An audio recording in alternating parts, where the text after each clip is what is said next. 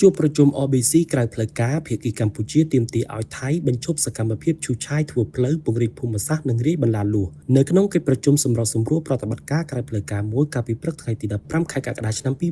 2026ភាគីកម្ពុជាបានទាមទារយ៉ាងម៉ឺងម៉ាត់ឲ្យភាគីថៃបញ្ឈប់រាល់សកម្មភាពឈូសឆាយធ្វើផ្លូវពង្រីកភូមិសាស្ត្រនិងការរាយបន្លាលួសនៅក្នុងតំបន់អធិបតេយ្យភាពរបស់កម្ពុជា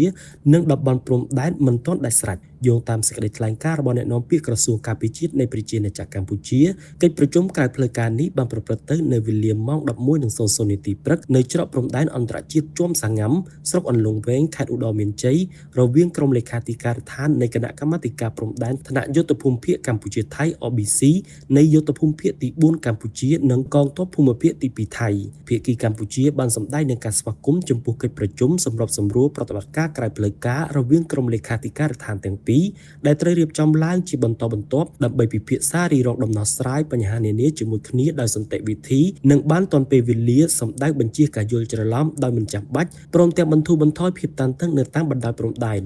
នៅក្នុងកិច្ចប្រជុំនោះភាគីកម្ពុជាបានទាមទារឲ្យភាគីថៃបញ្ឈប់ការឈូសឆាយធ្វើផ្លូវការពង្រីកភូមិសាស្ត្រសកម្មភាពរីបន្លាលួសនៅតំបន់ដែលស្ថិតនៅដែនអធិបតេយ្យភាពកម្ពុជានិងតំបន់ដែលមិនទាន់ដាច់ស្រេចហើយសង្កត់ធ្ងន់ពីភាពចាំបាច់ក្នុងការចាប់ផ្ដើមវាស់វែងនិងខណ្ឌសីមានៃគណៈកម្មការចម្រុះខណ្ឌសីមាព្រំដែនគោក JBC ឲ្យបានឆាប់បំផុតស្របតាមកិច្ចព្រមព្រៀងដែលមានស្រាប់រវាងប្រទេសទាំងពីរដោយដែលមានចែងនៅក្នុងសេចក្តីប្រកាសរួមថ្ងៃទី27ខែធ្នូឆ្នាំ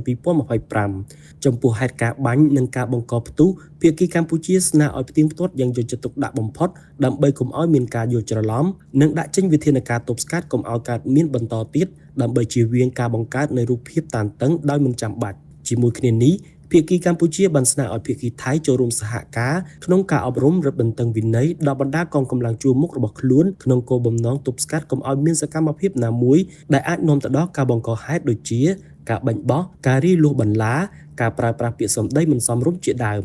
បន្ថែមលើពីនេះភាគីកម្ពុជាក៏បានលើកឡើងពីសារៈសំខាន់នៃការចូលរួមទប់ស្កាត់ព័ត៌មានคล้ายៗបំភ្លៃការពិតជាពិសេសការផ្សព្វផ្សាយទាំងឡាយណាដែលមានចរិតអុចអាលឲ្យមានការស្អប់គ្នានិងចងគំនុំគ្នាសំដៅលើកកម្ពស់ការជឿជាក់គ្នាទៅវិញទៅមកនិងបង្កើនឲ្យមានបរិយាកាសអំណោយផលដល់ការដោះស្រាយដោយសន្តិវិធីជាថ្មីម្ដងទៀតភាគីកម្ពុជាបានគូបញ្ជាក់សារជាថ្មីយ៉ាងម៉ឺងម៉ាត់ក្នុងការគោរពនិងអនុវត្តយ៉ាងពេញលេញខ្ជាប់ខ្ជួននៅសេចក្តីប្រកាសរួមនៃកិច្ចប្រជុំពិសេសលើកទី3នៃគណៈកម្មាធិការព្រំដែនទូតកម្ពុជាថៃ JBC នៅថ្ងៃទី27ខែធ្នូឆ្នាំ2025សេចក្តីថ្លែងការណ៍រួមស្តីពីកិច្ចព្រមព្រៀងសន្តិភាពកម្ពុជាថៃថ្ងៃទី26ខែតុលាឆ្នាំ2025និងកិច្ចព្រមព្រៀងពាក់ព័ន្ធផ្សេងទៀតសម្ដៅស្វែងរកដំណោះស្រាយដោយសន្តិវិធីយុត្តិធម៌និងយូរអង្វែងស្របតាមច្បាប់អន្តរជាតិក៏ដូចជាសន្ធិសញ្ញានិងកិច្ចព្រមព្រៀងដែលមានស្រាប់រវាងប្រទេសទាំងពីរត្រយងនាំសារពិតគ្រប់ទីកន្លែង